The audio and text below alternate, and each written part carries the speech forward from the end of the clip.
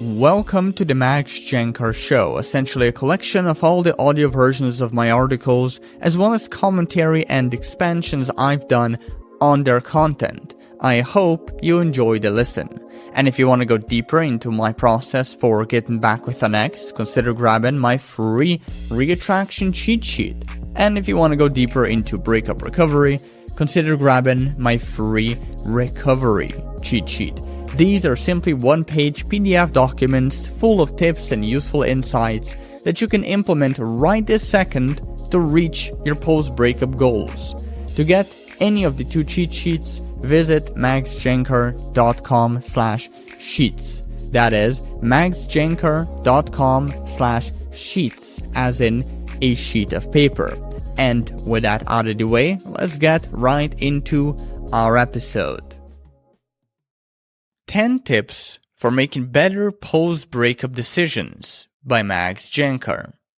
Sooner or later, you will make a shitty decision that you'll regret, which will impede your breakup recovery and/or reattraction efforts. Hell, you've probably already made a few, whether you're aware of them or not. Maybe you reached out to your ex even though they dumped you and clearly articulated they don't want to stay in touch. Maybe you got high or blackout drunk to avoid punching another hole in the wall. Or perhaps you slept with a bunch of random people, not because you enjoyed it, but because fucking them made you feel as though you're still worthy of love and affection. Whatever the case with you, here are 10 tips on how to make better post-breakup decisions to evade unnecessary suffering. 1. Create a stable environment. For starters, get quality sleep. Then avoid or cut back on processed and fried shit, as well as sugar and carbohydrates. And don't skim on exercise and taking care of your physical appearance. Another thing you should do consistently is practice some good old-fashioned mindfulness exercises. Meditation, journaling, yoga, qigong, breathing techniques, gratitude practice, and so on and so forth. Rubbing shoulders with friends and family more than usual is also a good idea, as is working less, going on a vacation, and throwing yourself into hobbies or activities you think might become hobbies eventually. 2. Keep your life simple. The more you complicate it, the more shit you'll catch, and the more shit you catch, the more decisions you'll have to make, increasing the probability of making a bad one. Consider your current inputs: social media notifications, emails, texts and calls, people knocking on your door. All of these inputs invite complexity into your life and rarely provide any real value. Therefore, start eliminating them. Go on a social media detox.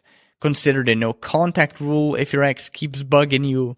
Only give your contact information to people you trust.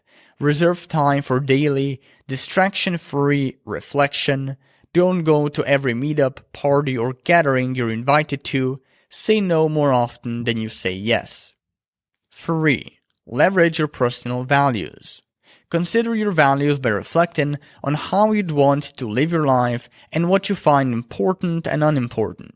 Then stay in integrity to those values and base your decisions on them. Note, however, that there is a difference between good and bad values. Bad ones could be a person's fixation on instant gratification, whereas good ones could be a person's desire for a drama-free life.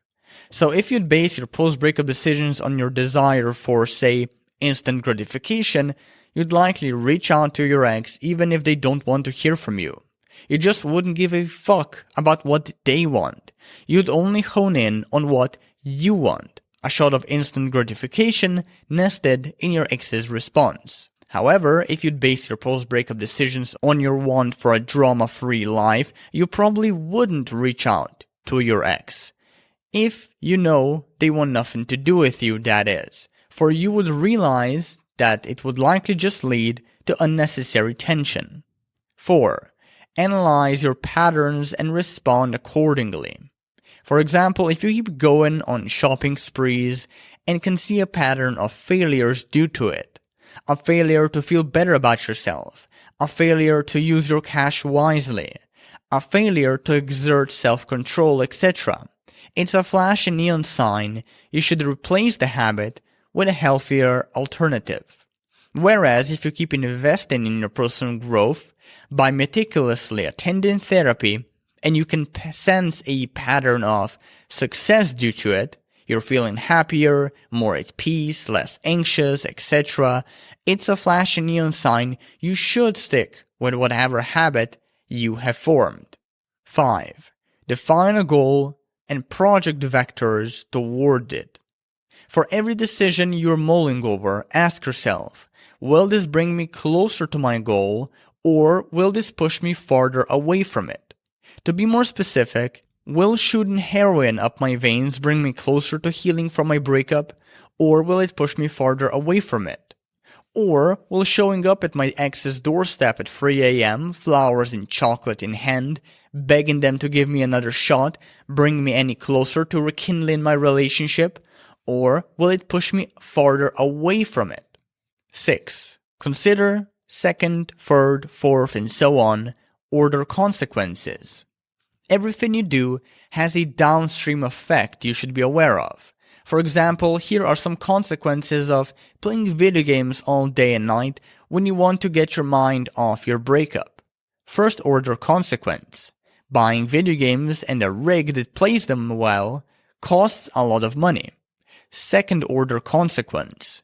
Because you'll be playing them constantly, you'll focus less on work and self-improvement.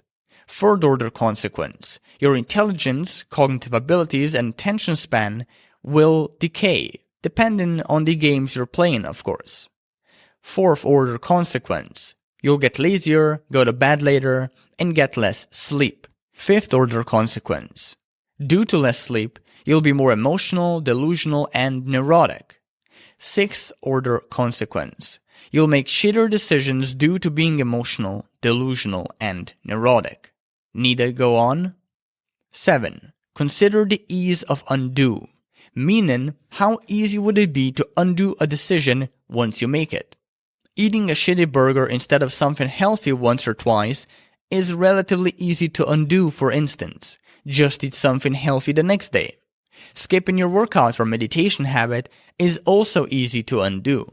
Just don't skip it again tomorrow or whenever you have it scheduled. But reaching out to your ex because you miss them when they don't miss you is a whole different story. Due to your contact, you will likely A. reopen your breakup wounds, and B. lower the odds of getting them attracted to you. 8. Gather the right amount of information. That is, relevant, quality information relating to the decision you're struggling with. This information could include facts, statistics, expert opinions, and your friends and family's thoughts. Generally, the amount of information gathered and the time you should take gathering it should reflect the magnitude of a decision. If it's small and not permanent, it's better to move fast and loose with considering minimal information. But if a decision is large and permanent, it's better to move slow and take time to garner as much information as possible. 9. Understand how your biases fuck you over. We're all heavily biased towards short-term rewards as humans, and we suck at seeing the long-term ones clearly because it's difficult to look past our immediate fears and anxieties. Our emotions color everything we see and often steer us astray. The point of this is to say that your best decisions will often strike you as a marriage between counterintuitive, difficult, and scary. They will also force you to go against your intuition and rely on rationality instead of pure gut feelings. As you'd expect, this shit ain't easy nor pleasant, but it is necessary. You must learn to step outside your comfort zone, brutally question yourself, make decisions based on logic and reason, and stick with them despite the unease. 10. Write shit down. The holy grail of decision-making, the staple of quality psychotherapy, the modality I've been yammering on about since the inception of my blog. Writing shit down is arguably the best way to sort out your emotional drivel, clarify everything swirling in your head, and figure out your own logic, or a lack thereof. Here's how I'd go about it. First, write down the costs and benefits of a certain decision. In other words, make the classic pros and cons list, with the pros being separated in both long and short term. Second, write down your motivation behind your decision. For example, do you want to change town solely because you're afraid of stumbling on your ex, in which case you shouldn't move? Or do you want to change towns because you genuinely want to see the world, in which case you should move? Last, give yourself a few minutes long break. Then come back to what you wrote down and see if it helps you make a better decision. Hello there, this is Max again. Just one more thing before you take off. If you want to go deeper with my process for getting an ex back, consider grabbing my free reattraction cheat sheet. And if you want to go deeper into breakup recovery, consider grabbing my free recovery cheat sheet. These are simply one-page PDF documents full of tips and useful insights that you can implement right this second to reach your post-breakup goals. So to get any of the two cheat sheets, just visit maxjancar.com/sheets. That is maxjancar.com/sheets, as in a sheet of paper. With that out of the way though, thank you for tuning in and take care.